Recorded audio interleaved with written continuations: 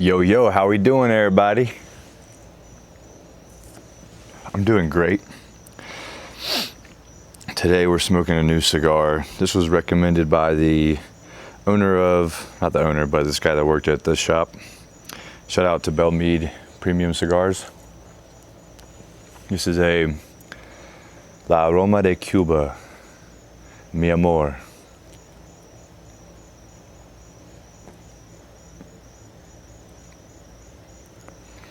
A lot of flavor, like a umami flavor, umami. You know, that like red meat flavor. A little bit of wine, tastes almost like a Italian dinner. It's really good, good smoke, a lot of smoke, really full body, good draw too. But it's small, kind of I think a Robusto, so it'd be a pretty quick smoke.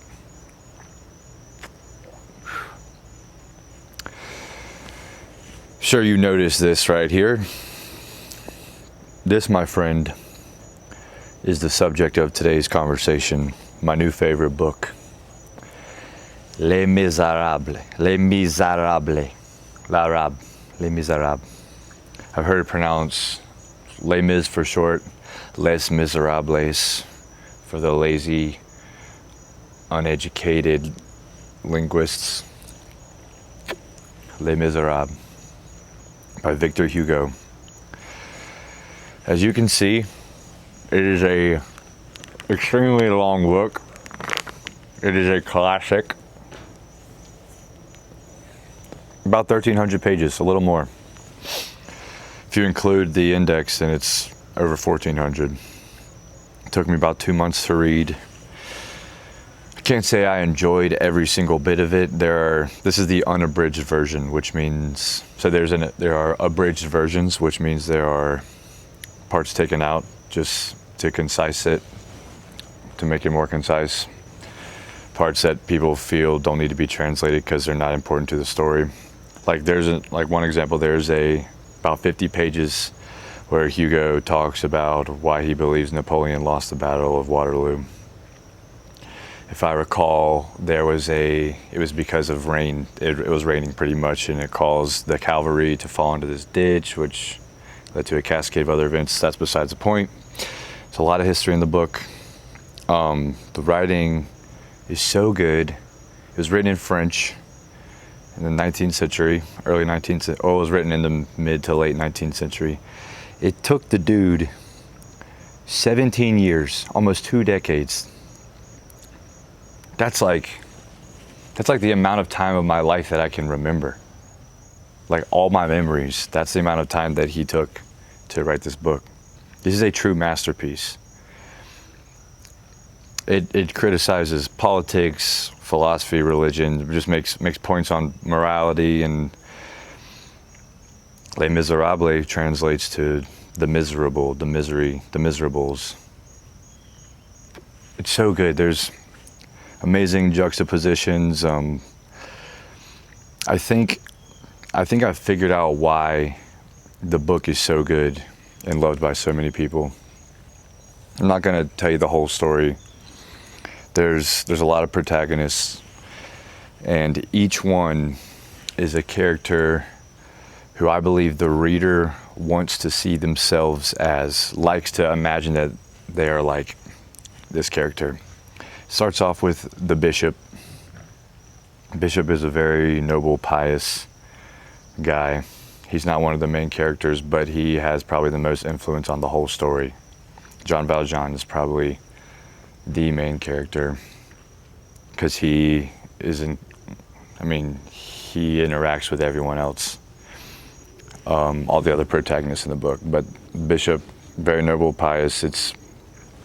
You can tell he's very admirable, and he is what changes Jean Valjean, a former convict's life, and turns him into an honest man. Jean Valjean has to go by alias to dodge Javert, one of the antagonists, who's not necessarily a bad guy. He's just a cop who is dedicated to his duty. can't say it's a bad thing. He just can be a little too much sometimes. He needs to think bigger. So each character, each protagonist, Jean Valjean, I like to throw the bishop in there because that's what really captured me in reading the book, and it was at the beginning. Jean Valjean, Fantine, the mother of Cosette, Marius, and Gavroche, I like to throw him in there. They all have something about them that the reader likes to imagine themselves. For the dudes, Jean Valjean had a tough upcoming. All of us guys, we like to be like, I came from the streets, I got it out the mud. Jean Valjean got out the mud and he turned it around and became rich. He became a millionaire. He became the mayor.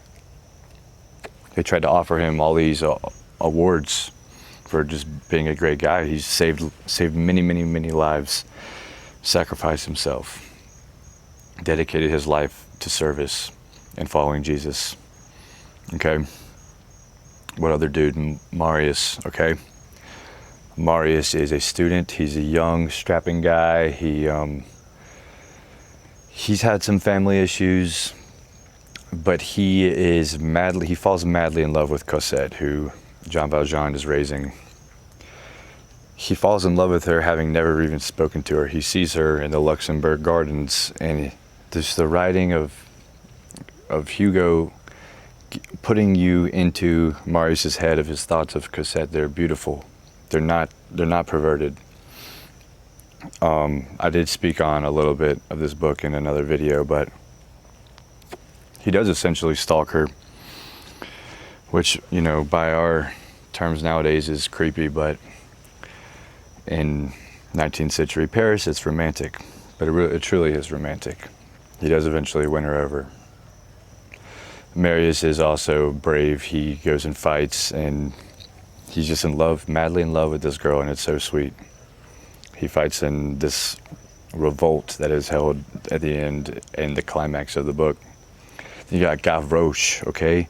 Gavroche is this kid who's literally raised by the streets, left his parents, who are villains, terrible, terrible people, ditched them, raised by the streets. He speaks with this slang and this, not maturity, but this confidence, and he talks to people, to adults, as if he is an adult talking to children, and it's hilarious.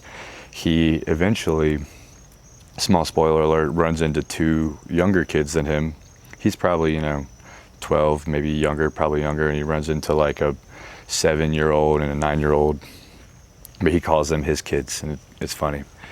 He's a little savage. He's brave. He has no fear, and he raises himself, and we like to think that we're capable of doing that even as kids, and we like to imagine we are childlike. At least the Bible says we ought to be. Okay, for the ladies, two main characters, two main protagonists. Fantine, the mother of Cosette. Fantine is everything a mother ought to be to her daughter. She is forced to give Cosette not give her away, but have her raised somewhere else where she can have warmth and food, because she can't afford her. She's pretty much screwed over by this dude that she fell in love with, was working for Monsieur le Maire Madeleine, which is Jean Valjean's alias when he comes up, and she works so hard to send money to these terrible people that are raising Cosette, who are lying to her and making her give way more money than she really needs to be, and they're not even using the money to help Cosette. They're treating her like garbage, making her do all the chores and everything, and she's just a little young girl. But Fantine loves Cosette so much, she will do literally anything for her, from cutting off all of her hair to selling her teeth and her body, which obviously no girl wants to have to do that ever. No one would, but that love, that motherly love, is so real, and women want to relate to that. Cosette, just an angel, was terribly. She's like Cinderella, cleaning up all this stuff. Has the terrible stepsisters and treated awful. Jean Valjean eventually takes her under his wing, gives her an amazing life, takes her to a convent with all the nuns. She doesn't become a nun, but she grows up and learns from them. She's beautiful. Rosy cheeks, blonde hair. They talk about her beauty so much, Marius falls in love just by looking at her. And it's a beautiful thing. She's completely protected and taken care of. Jean Valjean has this supernatural strength that he uses to save lives and protect people and provide for Cosette. Gives her all this money. And at the end of the book, I forget what the exact wording is, but as Jean Valjean's on his deathbed, he finally tells Cosette about her real mother, because Cosette believes that she was taken under Jean Valjean's wing at such a young age. She believes he's his father. He is her father figure and mother figure. He tells her about Fantine, and Cosette has everything perfect in her life at this point, thanks to Jean Valjean. And he says the amount of happiness and pleasure you have in your life is the same amount of misery and pain your mother had for the sake of you. It's a beautiful thing. Those are the characters. This is a true masterpiece, and there is no doubt on why this is considered a classic. There's a lot of history in it.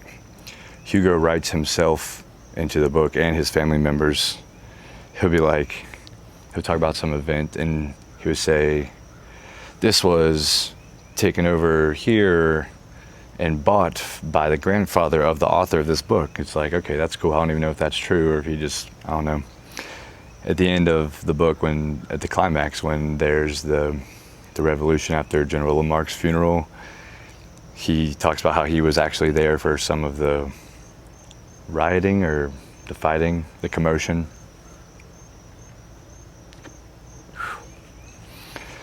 It is a long read. If you just want the story, you probably just get the abridged version or an abridged version. I'm just the type of guy, I want to know and see everything. We're trying a new ginger beer today. This was in the, foreign goods section at the grocery store. Vita Malt Ginger.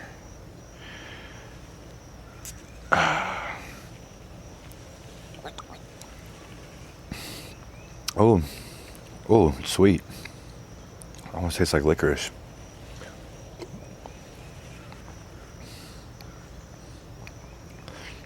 Not very sparkly, honestly, kind of syrupy. I can't say it's bad though, but natural ginger and lemon flavor.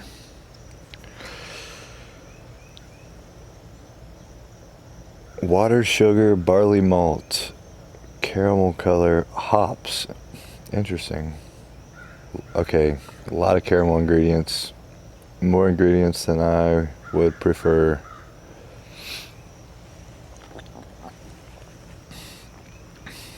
Definitely some caramel in there.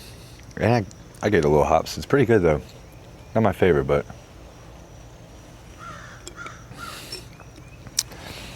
But yeah, Les Misérables.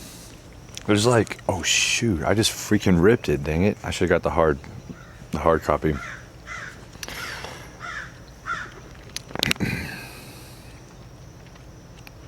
I looked up, because I've seen the movie. I actually saw it on Christmas Day when it came out, the musical movie with Hugh Jackman, Anne Hathaway, Russell Crowe, Amanda Seyfried, Bellatrix Lestrange.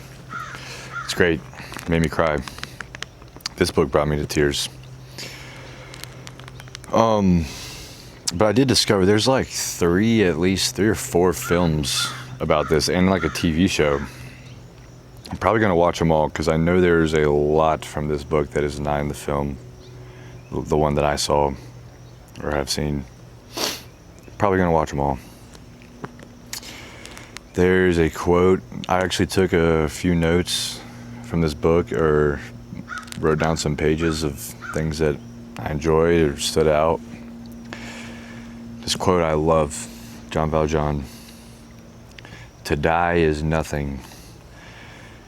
Or he says, it is nothing to die. It is dreadful to never have lived. I cannot talk. It is nothing to die. It is dreadful to have never lived. Think about it. I mean, we all die. It's not that big of a deal. It sucks when people die early or tragically, but it was gonna happen. Like, you're gonna die. It's just a fact. It's the way it goes. The blessing of life is the price you pay. But to never have lived, to just sit and rot away or hold grudges your whole life, or not seek wisdom or work to better yourself like Jean Valjean did. He touched so many people's lives in that book, in the story. He forgave people like the bishop forgave him. He escaped, or he was freed on parole after stealing a piece of bread, but he served 19 or something years in prison. Went to the bishop's crib, stole a bunch of silver, got captured by the cops, returned to the bishop, and he lied to the cops and was like, "Oh, this was a gift from my friend the bishop." And the bishop could have absolutely cooked him and been like, "Yeah, he stole him, take him away, take him back, life, death sentence." They had some crazy punishments. But no, the bishop forgave him, and he said, "This man speaks true." He said, "This was a gift." And he looks at Jean Valjean in front of the police, and he says, "But you left so early. You forgot the best thing." And he hands him these 2 silver candlesticks that were the most valuable of all the things. And he gives it to him. Then he commends the police on doing their job because they did good work, and he dismisses them. He looks at Jean Valjean and he said, "I want you to use this to become an honest man." And that is the exact thing he does, and that's the story of Jean Valjean in Les Misérables. Les Misérables. Les Misérables. Les Misérables.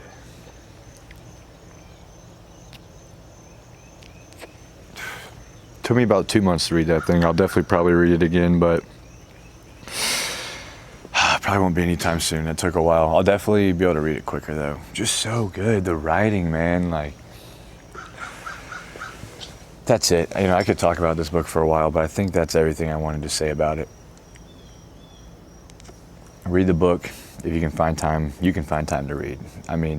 If you read 10 pages a night, some nights you read more, some nights you miss, but shoot for 10 pages a night. You can read so many books in your life. It'll make you so smarter and well-spoken, and expand your vocabulary and open your mind to different worlds and perspectives.